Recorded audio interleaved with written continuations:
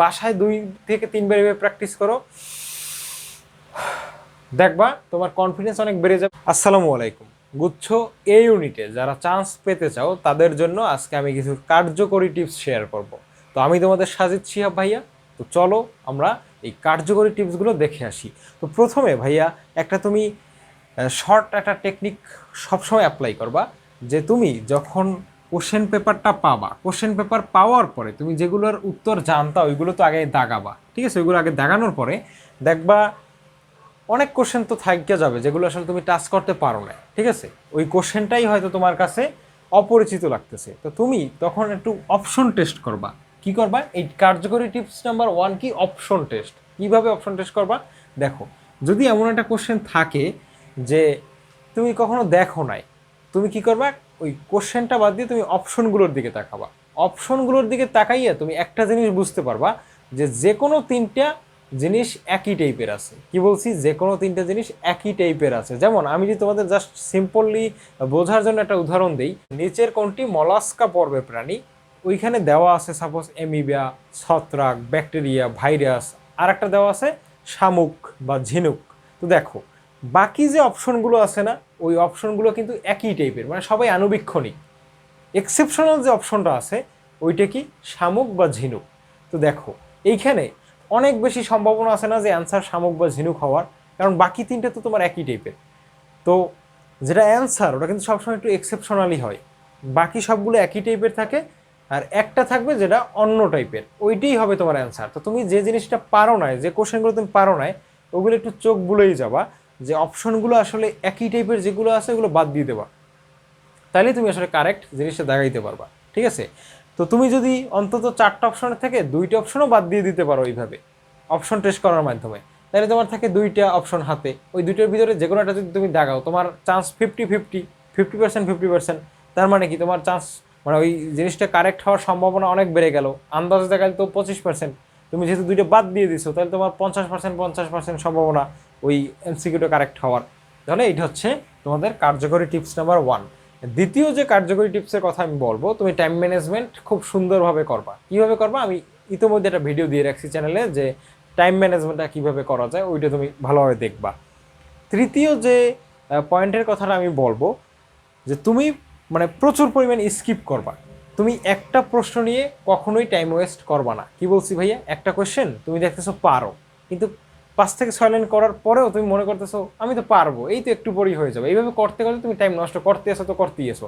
এইরকম যদি মানে প্যাচ তোমার লাগে কোনো অঙ্কে, ওটা ওইখানেই ছেড়ে দেবা, ওইখানেই ছেড়ে দিবা। কারণ তোমার চান্স পাওয়ার জন্য 100তে 100 লাগবে না, তোমার চান্স পাওয়ার জন্য লাগবে 100তে 45 থেকে 50 মার্ক, ঠিক আছে? তাহলে তুমি কি করবা? যেইগুলো তুমি আসলে স্ট্রাগল করতেছো ওই মুহূর্তে তোমার ওইটা করার দরকার নেই, ওটা স্কিপ করে পরবর্তীতে চলে যাবা। যদি সময় থাকে তাহলে পরে এসে ওই অঙ্কটা টাচ করো, যদিও এমন সময় খুব কমই থাকে। তোমার কাজ হইতেছে তুমি সামনের দিকে আগাই যাবা, যেটা পারো না স্কিপ করে যাবা, ঠিক আছে?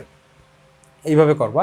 তারপর তৃতীয় যে টিপসটা আমি দিব, যে তুমি চান্স যদি পেতে চাও তাহলে তোমার অবশ্যই একটা কাজ করতে হবে, যে তুমি যখন এক্সাম হলে বসবা, ঠিক আছে, এক্সাম হলে যখন বসবা তখন তোমার নার্ভাসনেসটারে কাটাইতে হবে। কিভাবে নার্ভাসনেস কাটাবা?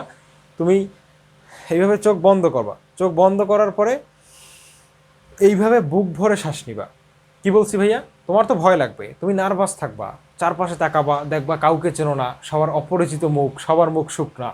আবার কিছু কিছু পোলাপান আছে যারা কোনো প্রিপারেশনই নেয় না, তাদের দেখবা হাসি খুশি। তুমি মনে করতেছো কি ওর মনে হয় প্রিপারেশন ভালো, ও চান্স পেয়ে যাবে, ও যা দাগাইতেছে ওইটাই কারেক্ট হইতেছে, আমি যা দাগাইতেছি এগুলো কারেক্ট হচ্ছে না।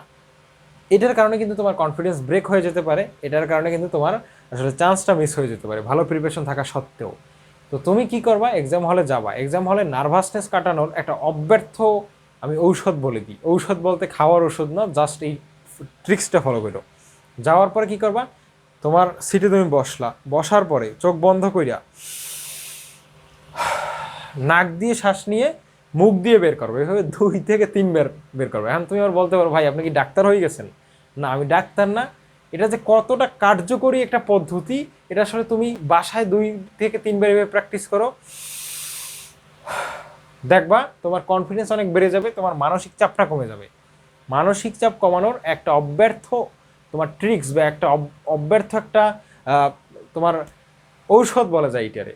তো ঔষধ আসলে ওইভাবে না, জাস্ট একটা টোটকা, ঠিক আছে, এইটাকে বলা যায়। তো এই জিনিসটা তুমি অবশ্যই এক্সাম হলে করো। তোমার মানসিকভাবে যদি তুমি ফ্রেশ থাকতে পারো, তুমি বেস্ট পারফরমেন্স ওই 1 ঘন্টায় করে আসতে পারবা।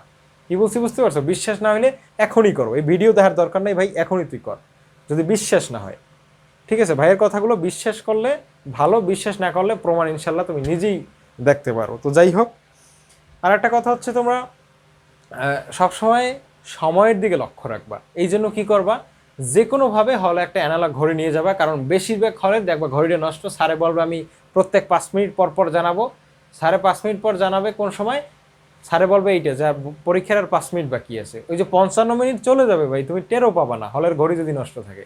ইভেন আমি যেদিন পরীক্ষা দিতে গেছিলাম আমার হলের ঘড়িও কিন্তু নষ্ট ছিল, আমি নিজে ওই তোমার ঘড়ি নিয়ে গেছিলাম, তারপর আমি কিন্তু চান্স পাইছিলাম। ঠিক আছে, তো তোমরা এই ট্রিক্সটা ফলো করো। যে কোনোভাবে একটা হলে ঘড়ি নিয়ে যাবা। এখন বলতে পারো ভাই ঘড়ি তো চেক করে ঢুকায়, মানে চেক করে বাইরে গেট দিয়ে ঢোকার সময়, তো তুমি যে কোনো জায়গায় ভাই ঢুকে নিতে পারো। আমি বিস্তারিত বলতে চাই না, তুমি যে কোনোভাবে নিতে পারো। নেওয়ার পরে তুমি জাস্ট তোমার পাশে রেখে দিবা। ওই হলে যদি ঘড়িটা না থাকে তাহলে তুমি আসলে ওইটা সাইডে রেখে ব্যবহার করতে পারবা। ঠিক আছে, তো এই ছিল আজকের ভিডিও। তোমরা ভালোভাবে পরীক্ষা দাও ইনশাল্লাহ। যারা যারা ভিডিও দেখতেছো সবাই চান্স পাবা। আল্লাহ হাফিজ।